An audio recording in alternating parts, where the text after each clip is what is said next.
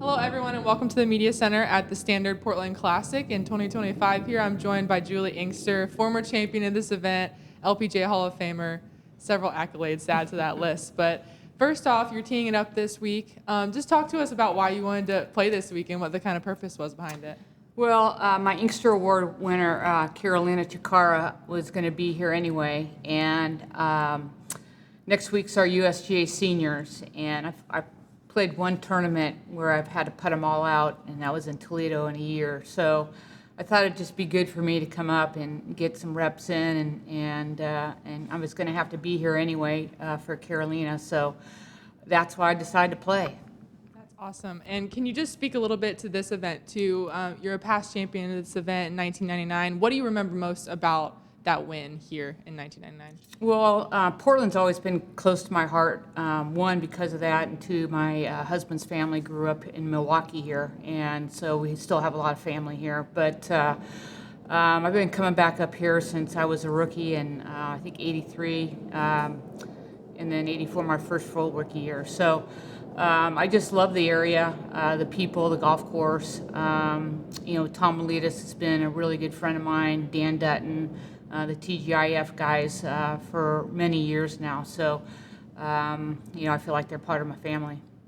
And we've talked a lot this year being our 75th anniversary year. Just what can you say as well? This is the longest standing non-major event we have on the LPGA Tour. What can you say too about this tournament and the importance it's had in our 75 years? Well, I mean, it's always been one of, I think, a lot of people's favorites because it's really family-oriented and caddy-oriented. They do Stan, the caddy master, does a heck of a job for all the caddies. They make everybody feel welcome. And I just think it's such a great area, the Northwest, to have a tournament. And I know they've gone through some rough times trying to get sponsors, ups and downs, but I hope everybody just continues to support it because it is a legacy. And last one for me before I open it up here, just as you've seen the tour evolve too, what are you kind of expecting to see out there this week playing with, some of the rising stars we have? They're really good. I mean, they're just amazing golfers. The way they strike the ball, the way they course management, their game. It's just a different animal than we came out. But hopefully I can teach them maybe to have a little more fun out there and enjoy the opportunity to play golf. That's awesome. Okay, we'll open it up now. I believe, Sarah, you had a couple questions, and then if anyone else has any questions, please send a note in the chat. Sarah, if you'd like to unmute now. Yeah, usually I know you got the opportunity to hang out with some of the Epson Tour players a few weeks ago. What was that experience like to get to interact with that next generation of aspiring LPGA stars?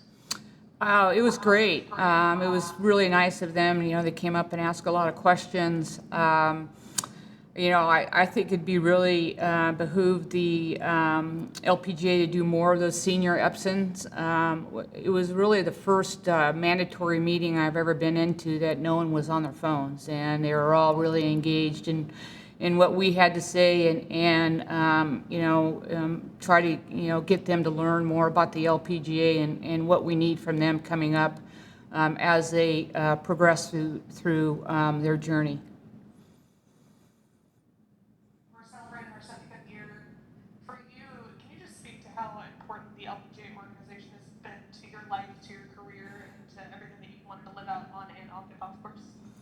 Yeah, I mean, I've had a lot of people say, man, if you were a male, just think how much, you would have won. But, for me, it really wasn't about the money. I had the opportunity to travel around the world, bring my family, compete, and make a really nice living. So I'm very thankful for our 13 founders and what they've put in, and then the people before me. I learned a lot from the Connors, the Whitworths, the Bradleys, the Sheehan's, the Kings, all those. And hopefully I taught the generation behind me. And we just got to, I know the diversity has changed a lot out here, but it's still the same thing. We're still trying to grow the game for women's golf, and we need everybody on board for that. Well, and as somebody that helps kind of carry the mantle forward, how proud are you of the organization's growth and how it's evolved over its 75-year history?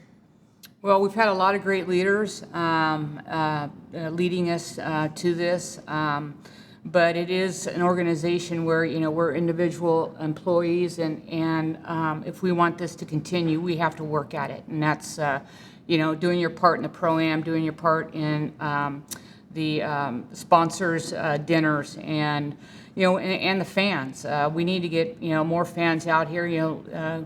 Girl golf is growing rapidly, and we're their idols. They look up to us. Well, maybe not to me, but the generation that are playing right now, and so we got to make golf look fun. And I think I think that's our next thing is improve a little bit on being a little more emotional out there, and just enjoying the game, because everybody would kill to be able to do what we do for a living, and to be able to go out there and play golf and compete against the best in the world on the LPGA is something not to take for granted.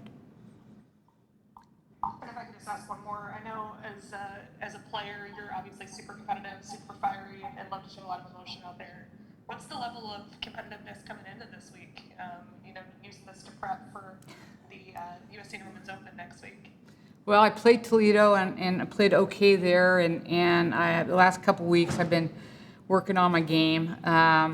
It's exhausting, but now I know why I retired. But the USG Senior is really important to me. I'd really like to win that or be competitive in that, and so I'm giving it my all this year, and to see what happens. Put myself out there to play this week, but I figured there's no better way to really prepare for a tournament than playing in a tournament. So my expectations, I know I'll be hitting first most of the time, which is okay, but just try to put some solid rounds together and see maybe see if I can shoot under par. Good luck this week. Thanks. I'll need it. Thank you.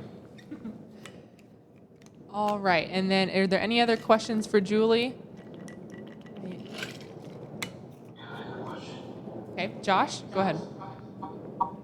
Yeah, when was the last time you played in the Portland Classic? And also,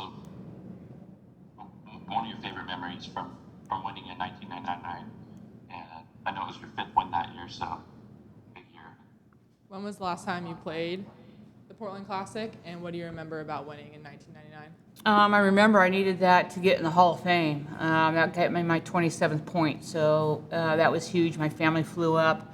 I had a 9-year-old, and we had a 9-year-old and a 4-year-old, so 5-year-old. Brian flew him up here, and to be able to celebrate with them. And I remember I had a lot of my peers on the putting green, and just the respect that they showed me that day really meant a lot to me. I can't remember the last one. It's probably been 7 or 8 years since I played here, or more. I always kind of try to help out Tom Miletus and them, and they've been really grateful. I mean, I'm really grateful that they give my Inkster Award a sponsor invite every year, and so I try to help them out as much as I can, because I really appreciate it. That's a big thing for them to be able to come in and get a sponsor invite and keep continuing in their career.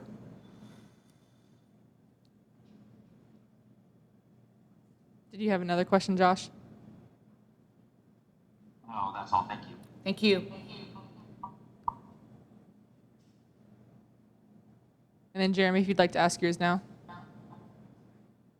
Thank you, Carter. Hi, Julie. Hey, Jeremy. You just mentioned about Inkster Award sponsors. Can you go back and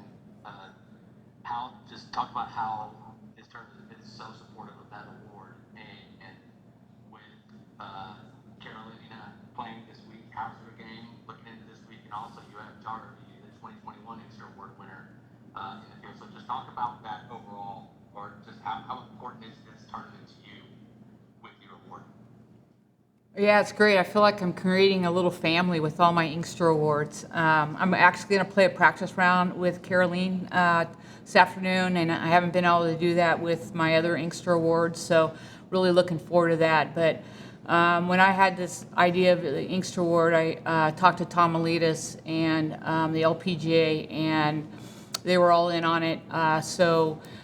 This is what my sixth one, and it's great watching them each compete, and they text me and questions, and I mean that's kind of what I want to do it for. Is just going from college golf to professional golf is such a big gap there, and I just want to be there for them. And the more comfortable they get, the less calls I get. But whenever out there, I try to go look them up and say hi. And I think they're very grateful for Workday, for what they've done for the Inkster Award, and being able to financially give them a little help along their way. And so it's been a great journey for me.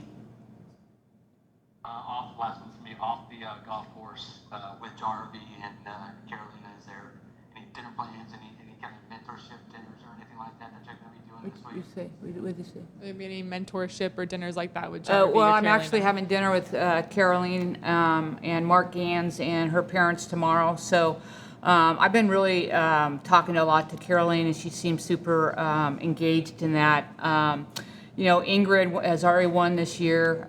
Jenny Bay's playing great. Jarvie's playing good, and then Natalie's getting her doctorate degree. So they all seem to be doing well, and I'm just here for them and watching them live out their dreams. Thanks, Jeremy.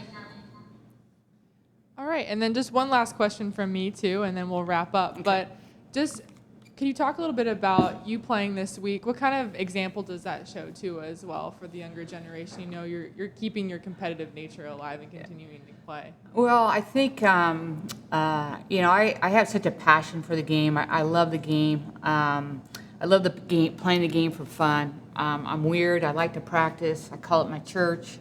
But this game has given me so much on and off the golf course that I just hope people really can look back and learn that they have the greatest opportunity to make a living and to do something that they really enjoy, and you should never take it for granted, and you should always respect the game and respect your peers.